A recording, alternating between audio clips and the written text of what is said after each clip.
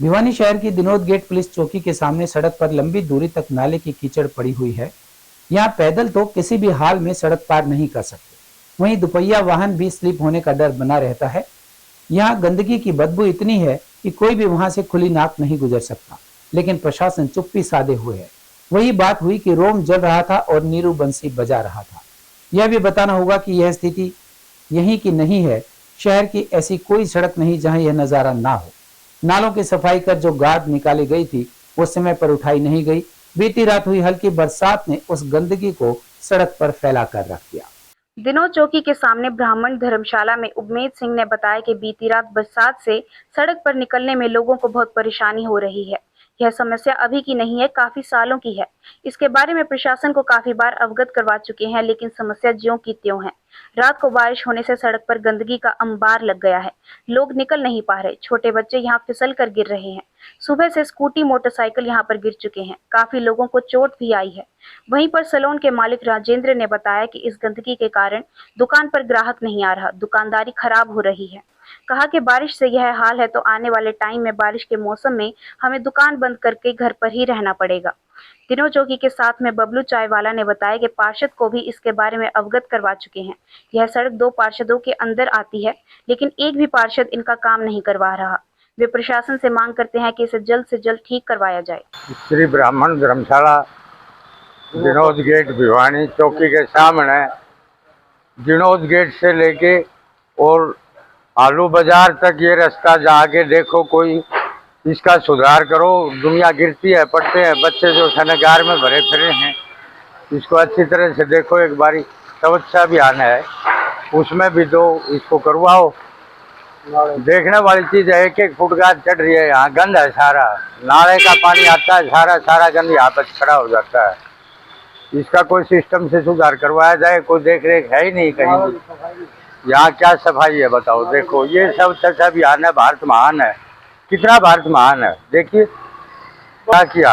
ये तो हमेशा ही ऐसा रहता है, नाले तोड़ रखे हैं सारे, कहीं ढक्कन नहीं है, कहीं ब्लॉकेज, हर जगह ब्लॉकेज है, रुका खड़ा है। सीवर है, ये टूटे पड़े हैं, नहीं इनका ध्यान दिया जाए। रोड है, यो टूट रहा है सारा चौकी के सामने, जबकि प्रशासन की नाक के नीचे ऐसा हो रहा है। ये पीने का पानी नहीं, सारा गंद पीने में जाएगा। ये दुनिया की लेटरिन आ रही है, इसमें सीवर का नाले का पानी है, भोजा वाली देवी से चल के हुआ है। ये फॉर्मेलिटी पूरा करके ऊपर का कचरा निकाल के वो अपने टेंडर पास करवा लेते हैं, फित्ता डाल के। अपने नाला की कोई व्यवस्था नहीं है खुलने की।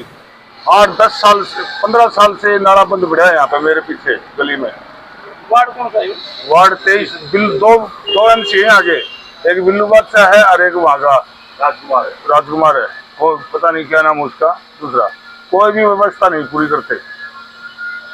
गली में पानी भरा, साल की समस्या है, हर साल की समस्या है। बारिश आ गई तो बारिश कितनी, चाहे थोड़ी बारिश आ जाए चाहे घनी आ जाए, परेशानी तो रहती है यहाँ पे खूब। यहाँ तो इकट्ठे भी हो लिए, नारे भी लगा लिए, कोई समस्या का हल नहीं हुआ। और अब चलते चलते हरियाणा सरकार द्वारा सूचना का अधिकार अधिनियम 2005 के अंतर्गत मुख्यमंत्री की अध्यक्षता में गठित विशेष चयन समिति के अनुशंसा पर राज्य सूचना आयोग में सूचना आयुक्तों के 5 रिक्त पदों पर नियुक्ति के लिए फाइनल व्यक्तियों में से एक नाम अंबाला कैंट से नीता खेड़ा का भी है। संभवतः सोमवार को 26 मई को नए राज्य मुख्य सूचना आयुक्त और नीता खेड़ा सहित 4 अन्य सूचना आयुक्तों अमरजीत सिंह, करमवीर सैनी, प्रियंका धूपरा और संजय मदान को राज्यपाल या मुख्यमंत्री द्वारा पद और गोपनीयता की शपथ दिलाई जाएगी। इसी बीच पंजाब एवं हरियाणा हाईकोर्ट के एडवोकेट और संवैधानिक मामलों के जानकार हेमंत कुमार ने बताया कि वैसे भारत के संविधान के अनुच्छेद 319D के अनुसार नीता खेड़ा, जो अगस्त 2016 से अगस्त 2022 तक हरियाणा लोक सेवा आयोग की सदस्य रही थी, वह हालांकि संघ लोक सेवा आयोग की चेयरपर्सन या सदस्य अथवा HPSC की या किसी अन्य राज्य लोक सेवा आयोग की चेयरपर्सन तो नियुक्त हो सकती हैं, परंतु केंद्र सरकार और हरियाणा सहित राज्य सरकार के अधीन किसी पद पर उनकी नियुक्ति नहीं हो सकती। ठीक ऐसा ही मामला आज से 2 वर्ष पूर्व अप्रैल 2023 में हुआ था, जब डॉक्टर कुलबीर छिकारा की भी हरियाणा में सूचना आयुक्त के पद पर नियुक्ति की गई थी। छिकारा जून 2015 से अगस्त 2021 तक HPSC के सदस्य रहे थे। उनका हरियाणा सूचना आयोग में सूचना आयुक्त के तौर पर कार्यकाल अगले वर्ष अप्रैल 2026 तक का है। बेशक गत 2 वर्षों में किसी ने उपरोक्त संवैधानिक अवरोध के आधार पर डॉक्टर छिकारा की सूचना आयुक्त के तौर पर नियुक्ति को अदालत में चुनौती नहीं दी है, परंतु इसका यह अर्थ कतई नहीं है कि अब ऐसा नहीं किया जा सकता। संविधान के उक्त अनुच्छेद 319D के अनुसार राज्य लोक सेवा आयोग के पूर्व सदस्य की ऐसे संवैधानिक पद पर नियुक्ति नहीं की जा सकती है। अगर कोई नीता खेड़ा और यहाँ तक कि गत 2 वर्षों से कार्यरत डॉक्टर कुलबीर छिकारा की सूचना आयुक्त के तौर पर नियुक्ति को हाईकोर्ट में चुनौती देता है तो अदालत दोनों की नियुक्ति को खारिज भी कर सकती है। और अब जाने से पहले एक नजर आज की हेडलाइंस।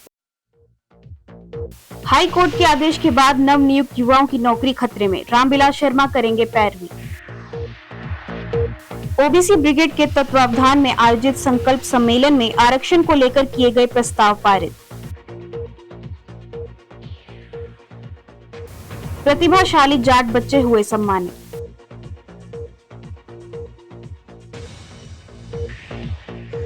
घंटाघर के गारमेंट्स की दुकान में लगी आग, लाखों का हुआ नुकसान। स्वरोजगार के लिए युवाओं को प्रेरित करने हेतु स्वरोजगार मंच ने स्वावलंबी भारत अभियान का किया आयोजन।